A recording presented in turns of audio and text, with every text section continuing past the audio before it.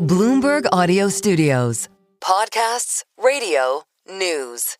All right, let's get right to our next guest because this leads us in perfectly to Ann Sonders, Chief Investment Strategist at Charles Schwab. Liz, what did you take away from the Fed's action this week, and particularly as it relates to maybe what they may do in 2026? Yeah, and good morning to you both. Happy holidays. Obviously, the cut was not a surprise. They don't tend to buck market expectations, especially when they are particularly dominant in one direction or another. We did expect what could be defined as a hawkish cut, where they certainly didn't lay out any promises for the glide path going forward, and that's what happened. And just before I came on, you were talking about increasing dissents on the Fed. I agree. I think that is a good thing. I think it also helps to temper some of the concerns about independence of the Fed, and maybe something that either implicitly or explicitly Powell is supporting, that we can hear from lots of voices. And I think it's a reminder that the C in FOMC is committee, not chair. So I think from the standpoint of that amount of uncertainty with regard to Fed independence, I think dissents and a wider array of views is a positive. Yeah, and speaking of new voices, Ann, we're going to get a new Fed chair. We know this in May. So how are you thinking about the interest rate landscape in 2026? Are we going to get more, do you think, than that one cut that Powell was talking about this week?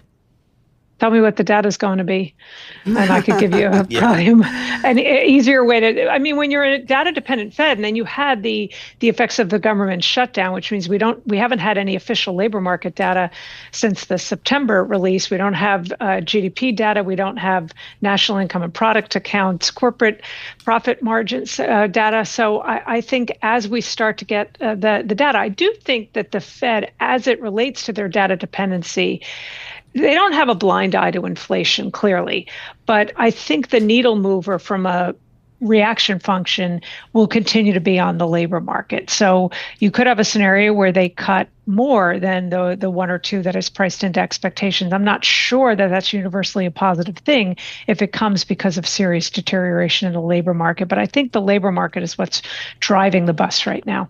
Ann, from an earnings perspective, we had some really good earnings over the past several quarters here. The third quarter in particular, I think, was really surprisingly on the positive side of vis-a-vis street expectations.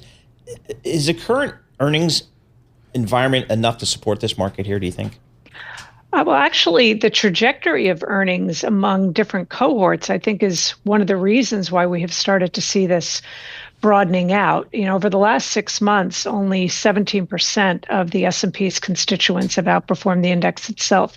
Over the past month, that's up to 54%. Yeah.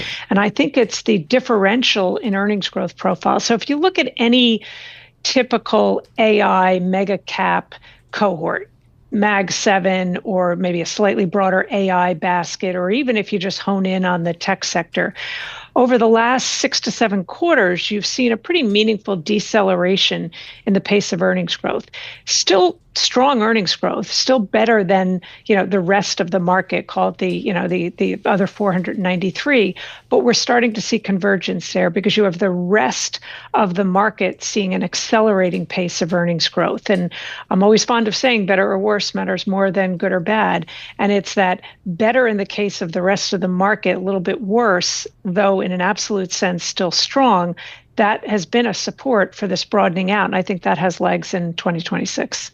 So, Ann, we talk a lot about valuations and valuations being pretty frothy, but where is there the bargain buy for investors in equities in the new year?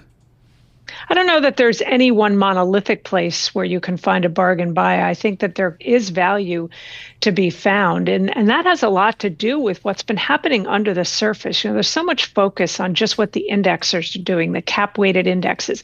S&P is up 38% from the early April closing low on April 8th. But the average member within the S&P had a maximum drawdown of 19%. just since April 8th. The NASDAQ's up 55% just since April 8th, but the average member within the NASDAQ has had a 40% maximum drawdown. So with all this churn and rotation under the surface, that's where value is being found. I think this is an environment, though, where to bring back an old school acronym, where you want to be mindful of value, but you don't want to sacrifice growth. So it's very GARPy in terms of the factors we think you want to focus on. Liz Ann, from a factor perspective, is there anything that screens particularly well for you these days?